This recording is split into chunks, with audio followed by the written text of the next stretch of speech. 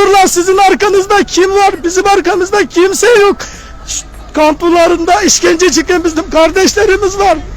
Ey kardeşim, ey anne, sen orada işkence çekerken ben yatmadım, ben yığılmadım, elimden geleni yaptım diyebilmek için buradayız. Ey kardeşlerim, ey insanlar, insanlık ölüyor. Ses verin, lütfen ses verin. Sadece burada 15 kişinin değil, milyonlar var. Hayat onların. Az önce bir baba gitti, benim çalışmam lazım, şu çocuklarımı ben bulamıyorum diye bize emanet ederek gitti. Ya sadece Çin'in dediklerine inanmayın. Bir sürü insan var burada. Seslerini çıkaramıyorlar. Vaktini çıkarıp da buraya gelip derdini anlatamıyorlar. Bir tane dilekçe ya. Biz bir ilk gün dedik ya, burada bütün polislerimiz şahit buna ya. Bir tane dilekçeyi al ve biz buradan gidelim ve onu soruştur dedin. Hangi devlet bunu yapar? 6. günümüz burada ayakta bekliyoruz. Ey Çin, bil ki senden bunun hesabını almadan buradan hiçbir yere kıpırdamayacağız.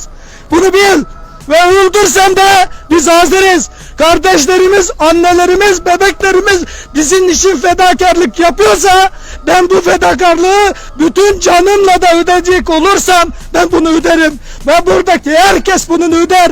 Ey kardeşlerim, buna sessiz kalmayın. Eğer herhangi canınızda, kafanızda bir soru işareti varsa Furkan kardeşimiz gibi buraya gelin ve kendi gerçekleri bizim ağzımızdan dinleyin.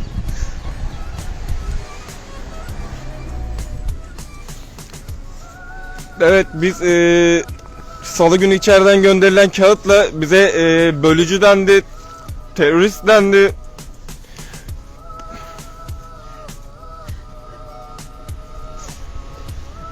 Devam etsene biraz ya. Merhaba arkadaşlar. Ben Türkiye Cumhuriyeti vatandaşı Medine Nazmi. Ben buraya Türkiye Cumhuriyeti vatandaşı olan kız kardeşim için geldim.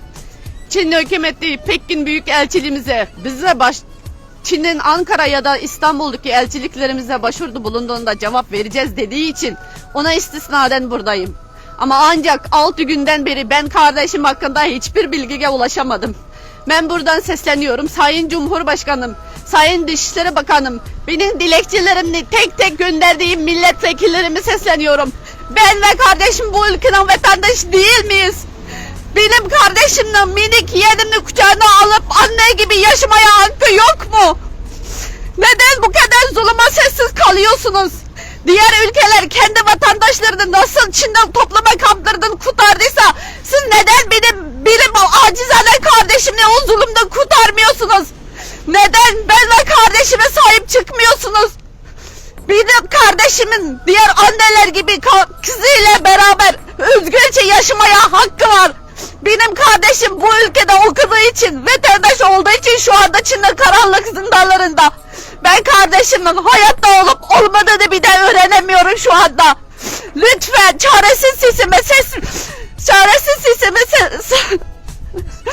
ses verin. Ben yine kaç gün burada bekleyeceğim. Ben insan değil miyim? Ben de bir anneyim. Benim burada evlatlarım var. Benim evimde kendime göre görevim var. Ben kendi kendi hayatıma odaklanabiliyorum. Nerede çocuklarıma odaklanamıyorum. Ne de insan gibi bir uyku uyuyabiliyorum. Sadece ben değil. Buradaki bütün insanlar masum akrabaları için 6 gündür burada bekliyor. Hiç mi bize işçiniz acımıyor? Hiç kimsenin insafı mı kalmadı? Müslümanlık, Türklük öldü mü? İnsanlık öldü mü? Ne zaman ses vereceksiniz bu zulüme?